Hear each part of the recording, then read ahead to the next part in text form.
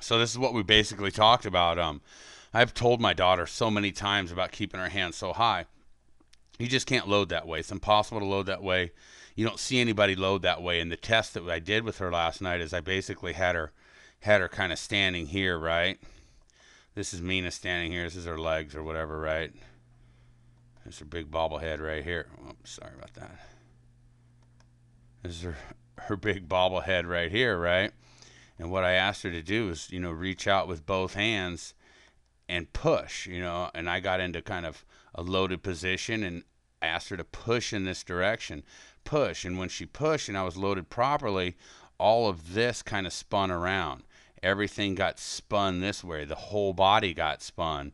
And when I was to stand here and push on this direction on Mina's bat, basically her arms and her hands kind of went over the back of her head, and this kind of basically the middle kind of stayed here as everything got flipped over the head. So when you talk about getting loaded up, take a look at video and get to where they're at, and understand posture, take a look at posture, and you get what you get. So we went back in there and we did a few things or whatever, and I brought her back in. I basically talked to her about how Barry loads, how Ted Williams used to load, how they load from the bottom up. And now you see this motion. You see now you see this kind of, if we hold this on our knob, and I'm going to take Asia back too. Matter of fact, let me just link them up super quick.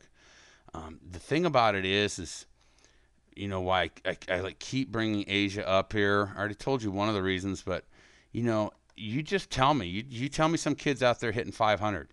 You tell me she's hitting 3 home runs every weekend, and I'll go out there and shoot video, and I guarantee you this same box formation, heels transferring, heel going down, heel coming up, it's all happening. Trust me, it's all there. All those fundamental things are definitely there. And so with a phenomenal athlete like Asia, I like kind of know it's there.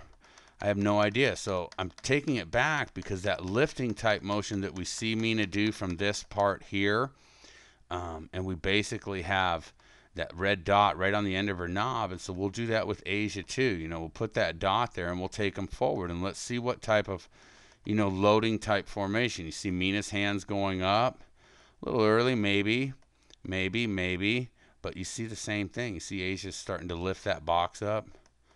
Asia starts to lift the box up, and you see Mina kind of creating it a little longer type stride, and there's nothing wrong with that. I mean, you notice how these bat heads are moving in this direction all the way until the front side gets down, all the way until the toe gets on the ground. And if I haven't mentioned this to Asia, I'll mention it one more time. You really need to see the transfer of heels happen super, super, super, super quick. You don't want to see any type of lateral movement kind of leaking over the front side. And so anyway, so that's just something to kind of watch out for. But as we link these up now, you can see the similarity right as they both begin to turn through. Just the similarities that are starting to happen in their swing. Are they real similar? No, they're not real.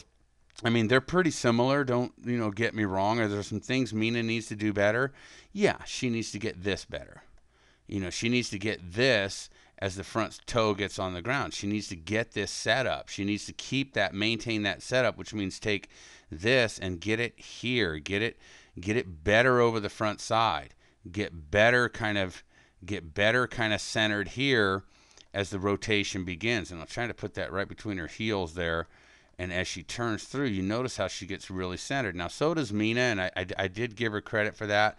One thing I tell Mina, I tell any person that decides to come hit or whatever, is don't ever listen to any damn thing I have to say, but instead watch the video. And that's kind of what just happened right here now too, is I'll start bagging on Mina for not creating a certain movement, and within 2 frames she's there. So I do have to give her credit for getting there. But anyways, so just with a small bit of instruction, a small bit of watching video, and you can really then begin to link up some pretty powerful things that are going to happen in the swing. Some pretty tremendous and powerful things happening in the swing. So just to kind of, see where we're at. Does it matter, that lifting of the box? Sure, it matters. But don't forget, as that box lifts up, if I was to shove Asia, if I was to get underneath her and shove this bat head up here, we should not see this hand kind of leak and fall over the top. We shouldn't see this fall over the top. Instead, we should see everything get pushed. everything together. We should see the entire body kind of get spun in a circle, kind of like, just knocking her on a circle, just spinning in a circle. So, and that's what we'd want to see. I mean, that's called being loaded. And when Mina hit this ball, and I've been telling Mina, I don't care how big you are. You take a girl Mina's size, you get everything the body can create into it, and you can go yard.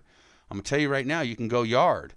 I guarantee you. I have a guy that hits with me. He's a sophomore in high school this year. He played JV ball as a freshman last year. He's plays in these varsity tournaments on the weekends over the summer, and he's the only kid I see. I can't say that. He's the only. I don't get to watch too many of his games, to be honest with you. But the games he watches, he's the only one going yard. And the kid's probably 5'9". He's probably 140 pounds, and he's going yard. Well, it's just understanding. Watching video, emulating the high level swing, and getting done what needs to get done. Basically, one of the last things I'm going to bring up, and I'm going to kill this video, is just, you see how close the front arm stays to the chest? See how her front bicep lays on her front pec muscle, and this just kind of lays straight across the chest? That's connection. You see it in all high-level hitters. Let me see if I can get a... Oh, who's really good to watch? Where's Pujols? So bring Pujols up here and just kind of watch the front arm. Just watch the front arm as it's stretched right across the chest. And this is what I'm talking about, this stretching type motion. Remember how we did this on Asia? Her back, her lat muscle, everything's stretching this way, pulling the knob through this way, yanking the bat this way. Pretty basic, pretty easy stuff to see. But we take all that off, and you see just how tight that front arm gets stretched right across the chest, so that this bicep and this front pec muscle are always connected through the swing. And I mean through the entire swing. You'll never see this kind of front arm out in this direction in the body here. You'll always see them laying on each other there. So, and I'm going to finish this. Remember, I can't go over 10 minutes. I don't want to go over 10 minutes. So, kind of leave it at that. Let it go through. Just take a chance real quick. Just let him swing through a couple times. Just good to watch. Good to see. Good to see the power that's created. Notice the posture. Notice he's not standing upright. Just good stuff to see. Get out there, watch some video, and watch your game just explode.